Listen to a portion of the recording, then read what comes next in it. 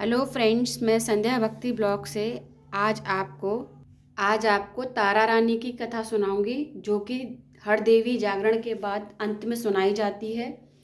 और इस कथा को सुनने के बाद आप ये देखना इस कथा से हमें क्या सीख मिलती है। इससे पहले इस कथा को आप अगर अंत तक सुनोगे तभी आपके समझ में आएगी, वरना ये समझ में नहीं आएगी। और उससे पहले हम एक माता का जयकारा लगाएंगे। बोल सांचे दरबार की जय, बोल शेरा वाली मैया की जय। तो हम शुरू करते हैं इस कथा को। एक बार एक समय एक राजा हुआ करता था स्पर्श नाम का, जो देवी माँ की भक्ति में लीन रहता था। क्यों? क्योंकि उसकी कोई संतान नहीं थी। वो हर वक्त बस माँ से संतान मांगा करता था। तो एक बार माँ ने खुश होकर एक और माता रानी ने उससे खुश होकर प्रकट होकर उसे वरदान दिया कि तुम्हें 2 पुत्रियां होंगी। वो बड़ा खुश हुआ, लेकिन माता रानी ने उससे एक बात और कही कि लेकिन जब पुत्री होंगी, जब तुम्हारी दूसरी पुत्री होगी ना, तो तुम्हें एक बहुत बड़ा त्याग करना होगा। वो तुम्हें उसी समय पता चलेगा। अब राजा थोड़ा सा खुश भी हुआ, थोड़ा सा वो, लेकिन उसने कही कोई बात नहीं, वो तब की तब देखेंगे माता जी माँ। तो वो बहुत खुश हुआ। तो माता जी अंतर ध्यान हो गई, देवी माँ अंतर ध्यान हो गई। उसके बाद उसकी एक पुत्री हुई।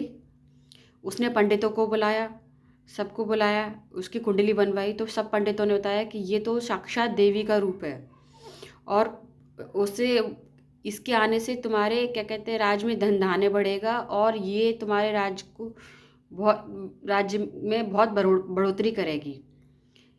तो वो राजा बहुत खुश हुआ कि तुम्हारी तरक्की होगी, इससे सुख समृद्धि आएगी। खुश हुआ तो खुश होकर सब पंडितों ने मिलकर उस पुत्री का नाम तारा रखा, तारामती। अब फिर उसके बाद कुछ टाइम बाद एक मंगलवार को उसकी दूसरी पुत्री पैदा हुई। जब दूसरी पुत्री पैदा हुई तो फिर से उसने सभी को बुलाया, पंडितों को बुलाया, सबको बुलाया। और जब सब पंडितों को बुलाया तो फिर से उसकी कुंडली बनाई गई। तो सब पंडित बड़े उदास हो गए। उदास होकर उसने राजा ने उदासी का कारण पूछा कि राजा जी, ऐसी ऐसी बात है, इस पुत्री से जो राज्य है, राज्य पे संकट आ जाएगा और तुम्हारे लिए दुख का कारण बनेगी। इसीलिए इस पुत्री का आपको त्याग करना पड़ेगा।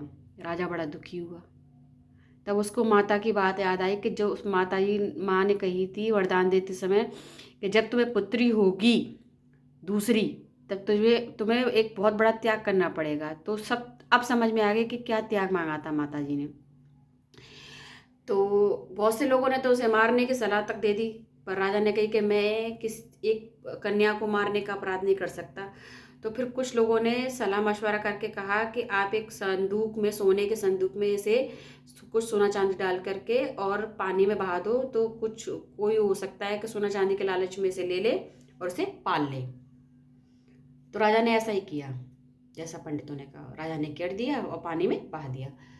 तो वो लड़की फिर उस समय एक भंगी कपड़े धो रहा था नदी पर, तो उसको मिल गई। अब मिल गई तो उसके कोई संतान नहीं थी। जैसे उसने देखा कि एक बच्ची है, उसमें बड़ा खुश हुआ। ले जाके घर उसने अपनी घरवाली को दिखाया, वो भी बड़ी खुश हुई। दोनों ने मिलके उसको पाला, बड़े प्यार से लाड से पाला। और इधर राजा ने अपनी उस पुत्री को पाला। जो भंगी को मिली थी, उस पुत्री का नाम रुक्मणी रखा गया। तो उसके बाद लेकिन इससे पहले ये संकट क्यों है, कैसा है, पंडितों ने इसके बारे में कथा सुनाई कि इस लड़की की वजह से तुम्हारे राज्य में संकट क्यों है, क्या है। तो राजा ने इसका कारण पूछा, ऐसा है क्यों। तो उससे पहले मैं भूल गई थी बताना। अब यहाँ पे कथा शुरू होती है कि पंडितों ने बताया कि बहुत समय पहले की बात है कि इंद्र की 2 अप्सराएं धरती पे आकर एकादशी का व्रत करने लगीं। तो धरती पे आके जब एकादशी का व्रत करने लगी, वो दोनों बहनें थीं। एक का नाम था तारामती और एक का नाम था रुक्मणी। तो जब तारामती ने रुक्मणी से कहा कि ऐसा करो, तुम ताजे फल ले आओ, जब तक मैं पूजा की तैयारी करती हूँ। और रुक्मणी बाजार गई, ताज़े फल लेने से पहले उसने क्या किया कि उसे मछली के पकौड़े दिख गए, उसने मछली के पकौड़े खा लिए, मछली के। उसकी बहन उसे ढूंढते ढूंढते कहाँ गई कि बड़ी देर हो गई, कहाँ है। देखा तो फिर उसने जल्दी से देख लिया कि मेरी बहन आ गई है, तो उसने फल ले लिए फटाफट से और गई, मैं बहन यहाँ पर खड़ी हूँ। अब दोनों जैसे ही आ रहे थे, अचानक से लड़खड़ाकर रुक्मणी गिर पड़ी।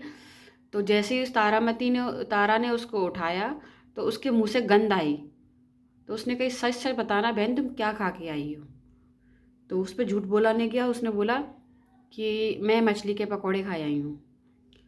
तो उसकी बहन को गुस्सा आ गया और उसकी बहन ने उसे श्राप दे दिया कि जा, तो इसी वक्त कीट कीट खाने वाली छिपकली हो जा। और वो छिपकली बन गई। अब वो दुखी हुई तारा के, मैंने ये क्या कर दिया, अपनी बहन को श्राप दे दिया। फिर जाके वो देवी माँ के मंदिर प्रार्थना कर ली, हे देवी माँ, मेरी बहन को मुक्ति दो।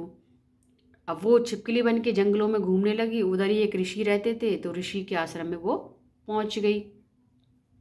अब ऋषि के आश्रम पहुंच गई, वहाँ पे यज्ञ आदि होते करते, उन ऋषियों में, उनके ऋषियों में ही एक